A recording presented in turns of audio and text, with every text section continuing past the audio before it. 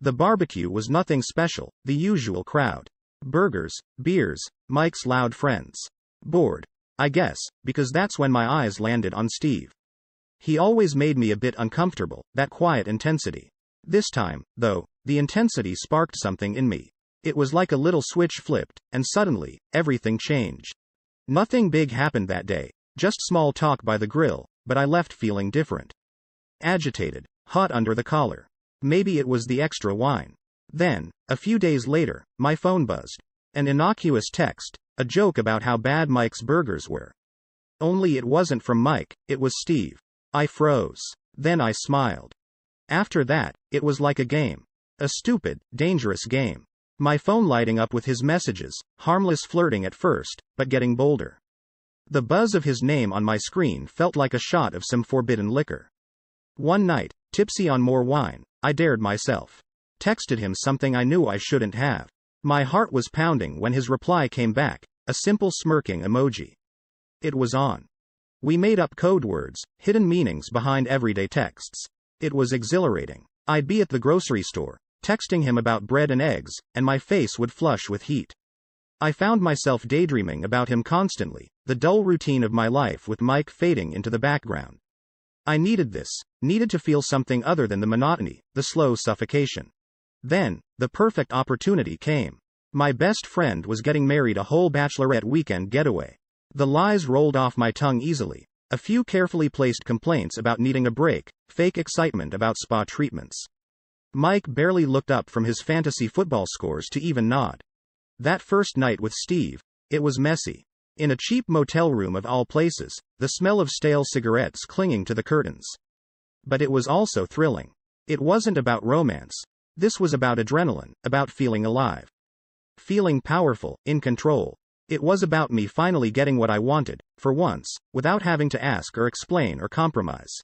Coming home from that weekend with Steve, I felt like a different person. I lied about cancelled massages and manicures, my voice smooth as I sold Mike the whole story. He bought it, of course. He always bought whatever I fed him. One taste of that forbidden fruit and I couldn't stop. Steve wasn't enough anymore. It started with Tom from the gym. He lingered after our workouts, his eyes smoldering. When I touched his arm, accidentally, a spark ignited. I felt powerful again, not just some bored housewife. Then Rob, Mike's work buddy. He'd always seemed so buttoned down, it was the thrill of the unexpected. Each time, I felt this surge of excitement, a twisted kind of satisfaction. Then, disaster. Mike found a receipt from some seedy motel. His face when he held it up. A mix of confusion and something else, hurt maybe. I panicked, words tumbling out of me. Fake tears. A story about a surprise work trip I never went on. How I'd hidden it to avoid Mike getting stressed over work stuff. He narrowed his eyes, but in the end, he believed me. Pathetic how easy he was to manipulate. And that made me bolder. My flirting became more obvious, just subtle enough to be plausible deniability, but everyone at Mike's work parties were starting to notice. Especially his friends. There were knowing looks, smiles under their breath. I started to wonder if they knew about me and Steve, about all of them. It made me hotter, the idea of them knowing, judging me, yet wanting me all the same. One night, after a few too many at a neighbor's barbecue, I brought Steve back home with me. We weren't even trying to be quiet. Later, Mike climbed into bed with me, his body heavy with beer and sleep. Steve's scent clung to my skin. As Mike moved on top of me, all I could think of was how much better Steve had been, stronger, more demanding. The whole thing was both exhilarating and repulsive. With every thrust, I felt powerful. And dirty. I wasn't trying to hide it anymore. Canceling dinner with Mike for last-minute yoga, while meeting Steve for drinks. New lingerie he'd never seen. The faint smell of unfamiliar cologne on me when I'd come home late. The thrill came from how obvious it all was, the way Mike's suspicion must have been gnawing at him. I wanted him to know, to feel the burn of my betrayal. I started pushing it further. At parties, I'd let my hand linger on Rob's shoulder, whisper something in his ear, loud enough for Mike to hear. I'd tell stories, drop hints with a sly smile. Just vague enough that I could play innocent, but suggestive enough for Mike to squirm. He was never good at confrontation, always bottled it all up. Watching him get more frustrated, seeing the doubt cloud his eyes, it fed this ugly hunger in me.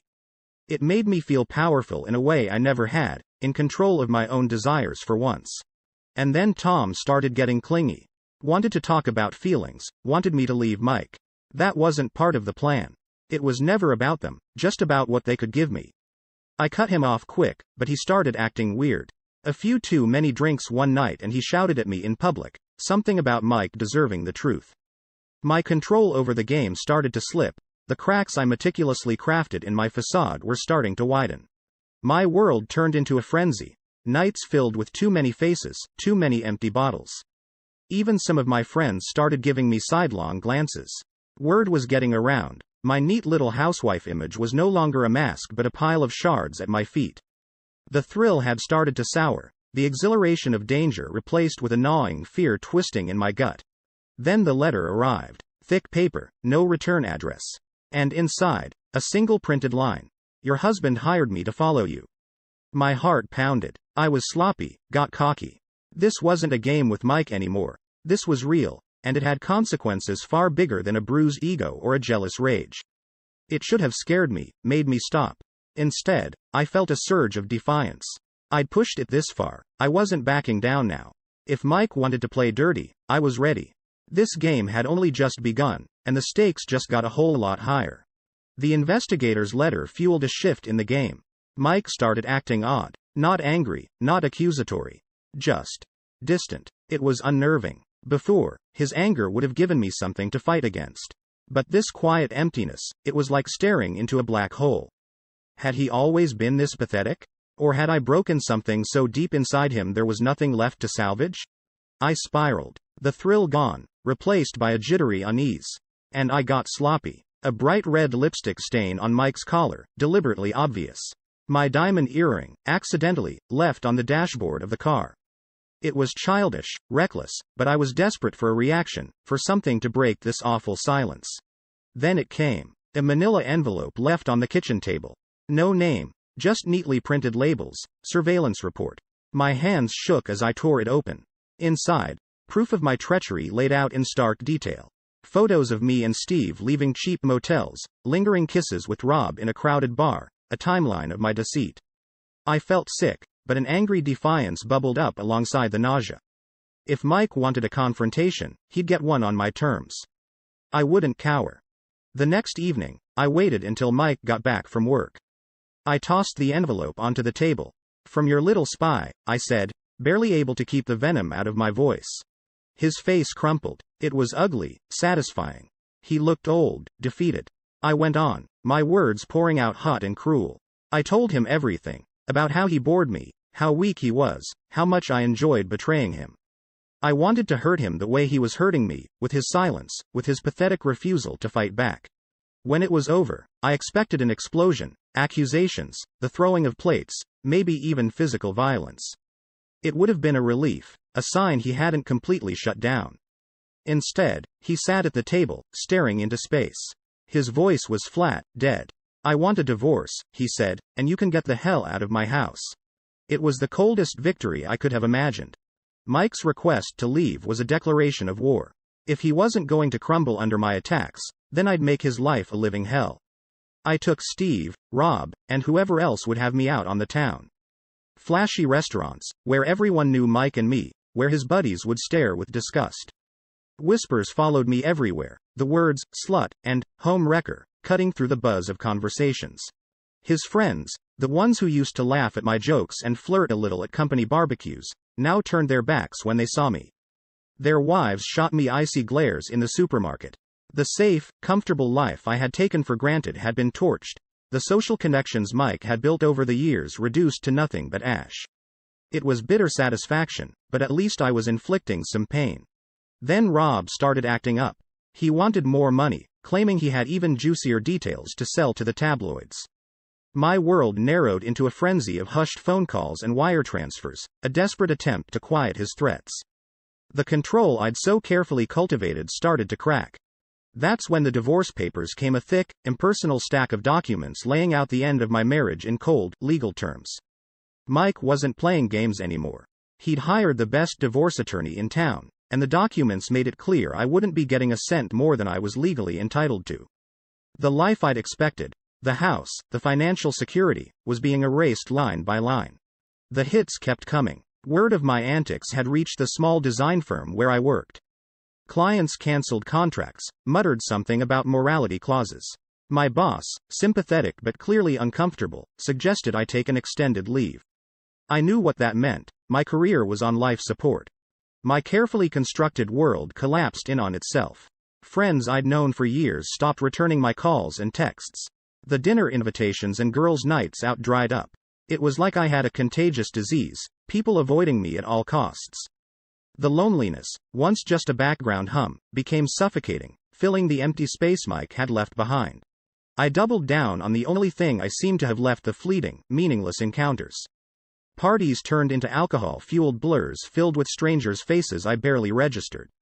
I chased a high I couldn't find and woke up each morning with a dull ache behind my eyes, a deeper hollowness gnawing at my core. One morning, I awoke to an unfamiliar face and a night I had no memory of. A hazy recollection of a crowded bar, a stranger's insistent hands, and then, nothing. My stomach lurched, but I pushed down the growing dread.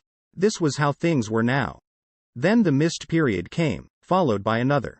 At first, I chalked it up to the stress, the chaos of my life.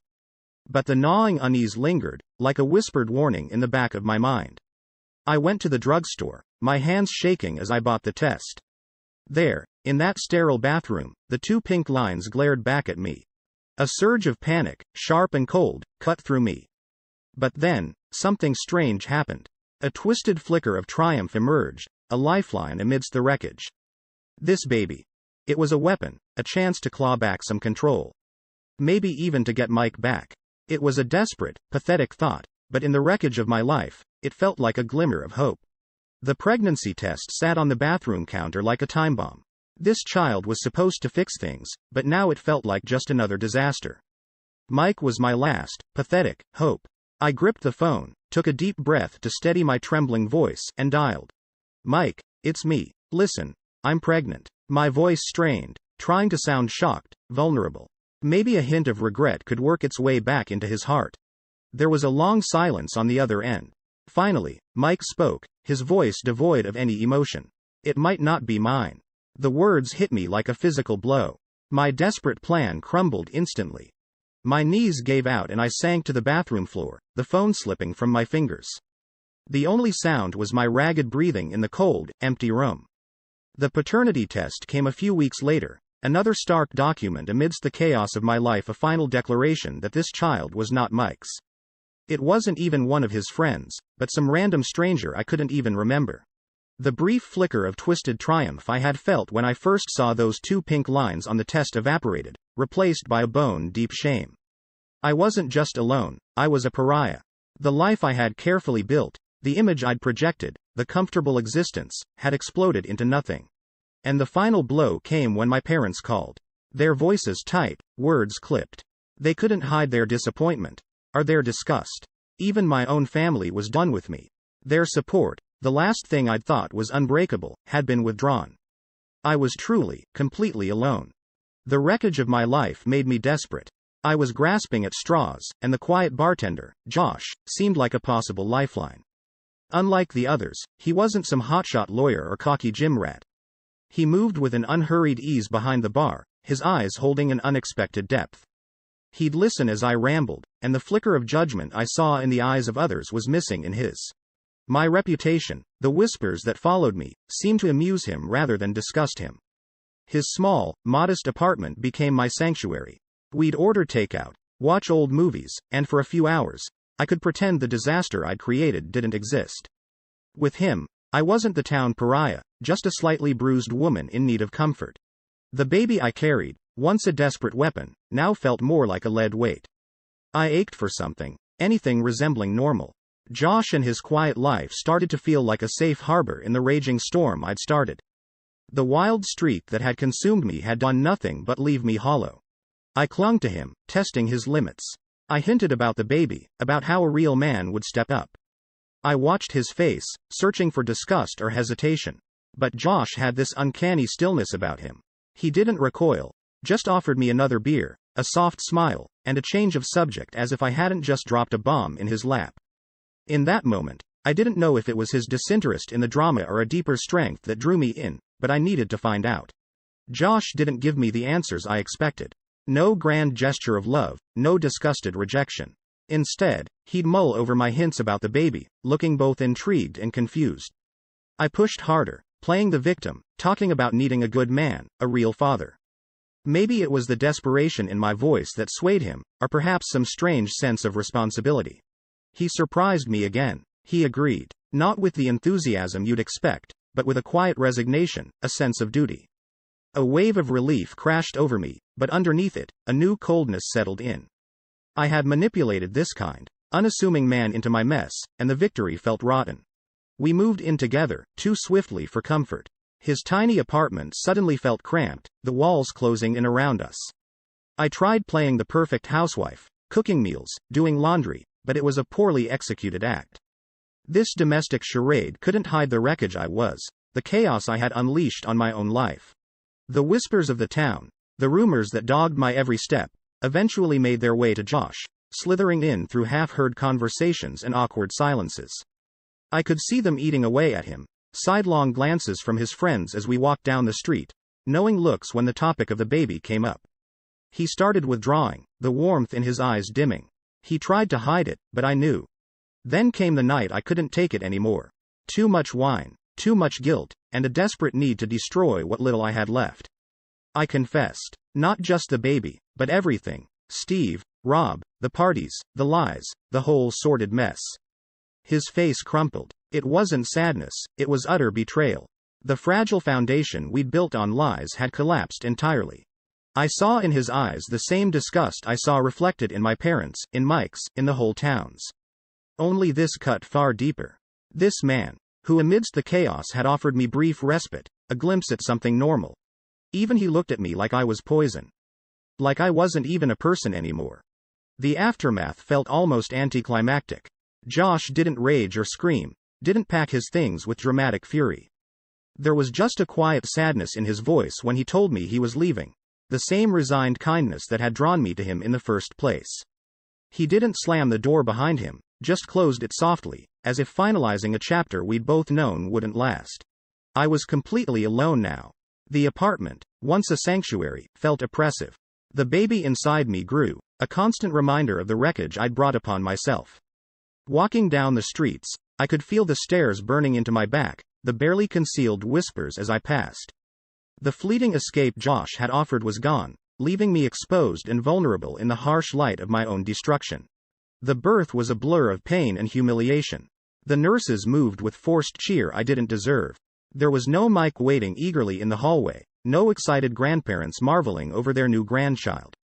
Just me, and this tiny, innocent being that was now tied to my failures forever. Motherhood, the thing I had taken for granted in my old life, was now a relentless ordeal.